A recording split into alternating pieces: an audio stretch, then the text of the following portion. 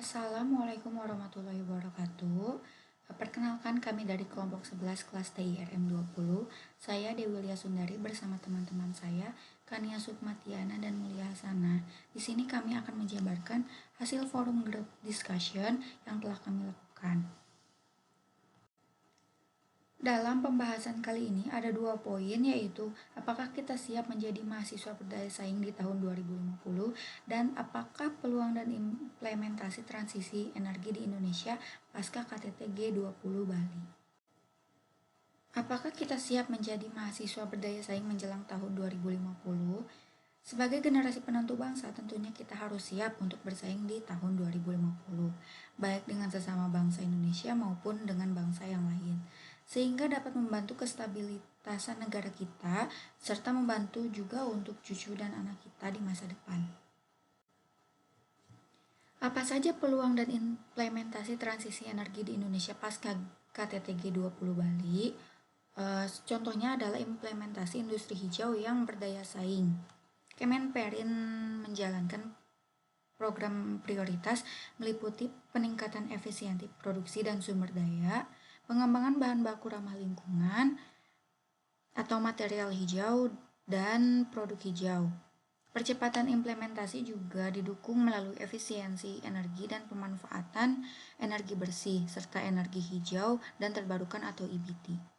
Penurunan emisi gas rumah kaca, polusi dan limbah, efisiensi dan ketahanan air sektor industri, penerapan ekonomi sirkular dan 4R, reduce, reuse, recycle, and recovery, serta peningkatan dan perluasan pekerjaan hijau atau green jobs.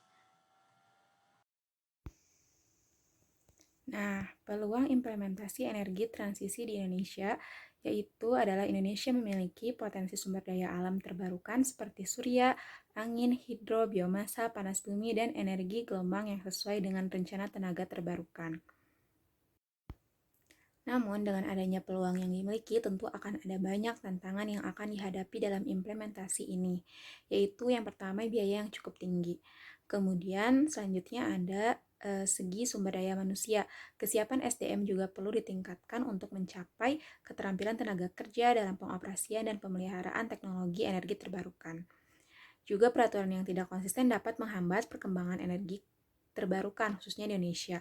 Oleh karena itu, perlu adanya penyempurnaan kebijakan seperti dalam hal manajemen risiko proyek dan pembiayaan dan rendahnya insentif. Apabila dinamika perubahan kebijakan dapat diatur dengan konsisten, perhatian investor terhadap energi terbarukan juga akan meningkat. Nah, apa sih yang harus Indonesia lakukan untuk menghadapi transisi energi di tahun 2050? Yang pertama, Indonesia harus mampu mengamankan aksesibilitas energi. Yang kedua, Indonesia juga harus mampu scaling up teknologi bersih dan juga pintar. Indonesia juga harus mampu memajukan pembiayaan energi.